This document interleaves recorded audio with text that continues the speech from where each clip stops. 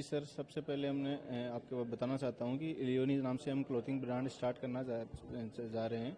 तो उसमें सबसे पहले हमने ये विचार किया कि ऑनलाइन इसको उतार रहे थे, जो जैसा कि हम कर भी रहे हैं। इसको खुद की वेबसाइट है leonis.in करके, और अमेजन और फ्लिपकार्ट पे उतार रहे हैं।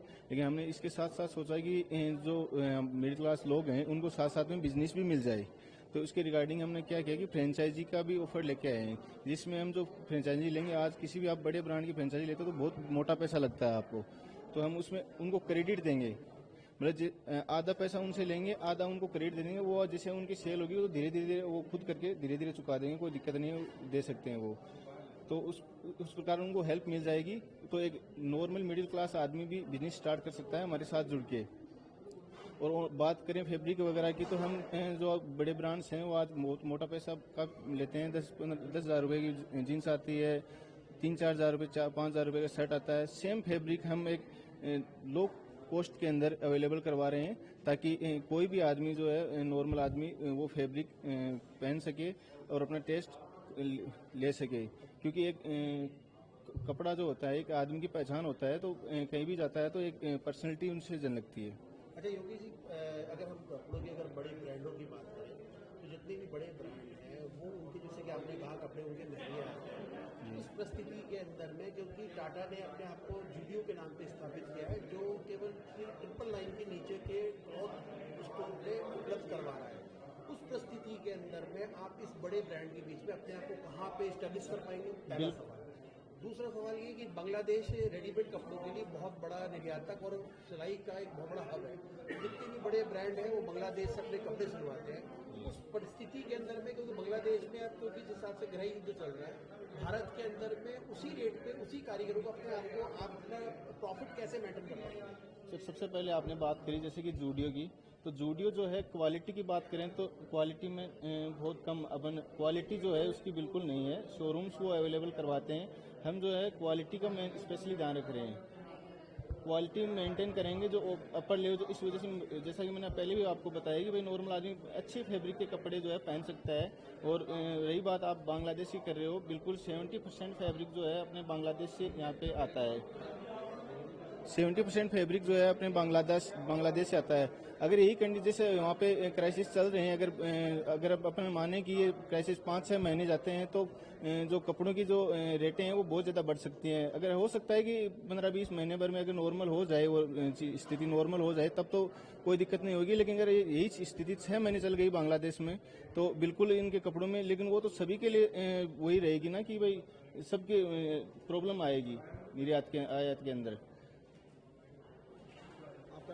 आजकल ऑनलाइन इंडस्ट्री का जोर ज़्यादा है, और क्योंकि देश के अंदर में खुदरा व्यापार जो है धीरे धीरे नीचे जाता है, क्योंकि जिस प्रकार से आज गर्भ फैशन ने जो अपना उद्घाटन किया है, सबसे पहले तो ऑनलाइन बिजनेस और स्टेब्लिश बिजनेस में के बारे में बता दीजिए। देखिए, पहले तो मैं एसएस ग्रुप को धन्यवाद देता हूं जिन्होंने ये जो लाइनीज का ब्रांड है ड्रेस मटेरियल का, उसकी ऑनलाइन लॉन्चिंग होटल इसमें किया है। इसलिए मैं उनके पूरे ग्रुप को बधाई देता हूं, धन्यवाद देता हूं। और इन्होंने ये तय किया है कि जब हम लोग ब्रांड को शुरू कर रहे हैं, मार्केट में लाएंगे, उसका प्रोडक्शन जब होगा तो ये यहाँ इसके माध्यम से लोगों को रोजगार भी मिलने वाला, ये निश्चित है।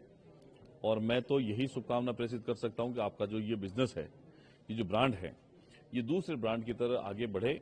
आप फैब्रिक जो है इतना बढ़िया सा रखें ताकि लोगों की विश्वसनीयता जो है आपके ऊपर बनी रहे। निश्चित ही धीरे धीरे समय की करवट बदलती है, और खुदरा व्यापार जो है, और जो प्रधानमंत्री मोदी ने डिजिटलाइजेशन किया है देश में, उसके आधार पर भी जो ऑनलाइन परचेजिंग है, आजकल आप देखें फूड के अंदर भी ऑनलाइन हो गया, कपड़े के अंदर भी हो गया। कोई भी सामान अगर हम लोगों को खरीदना है तो ऑनलाइन सिस्टम आजकल ज्यादा है।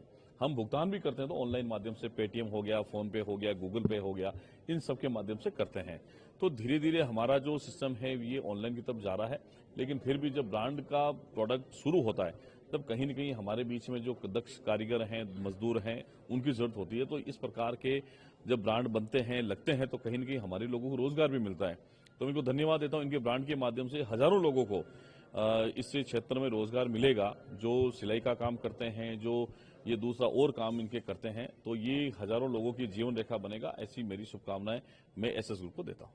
भैया, अब क्योंकि राजनीति से जुड़ा हुआ सवाल है, किरोड़ीलाल मीणा लगा कुछ खींचतान का माहौल चल रहा है? देखिए, ऐसा नहीं है। डॉक्टर किरोड़ीलाल मीणा जी हमारी पार्टी के वरिष्ठ सदस्य हैं, सम्मानित सदस्य हैं। उनकी जो भावना है उससे अभी माननीय प्रदेश अध्यक्ष जी ने, माननीय मुख्यमंत्री जी ने उनके साथ मिलकर वार्ता करी है। निश्चित ही आने वाले समय में सुखद परिणाम होगा। किरोड़ी मीणा जी हमारे परिवार के सदस्य हैं।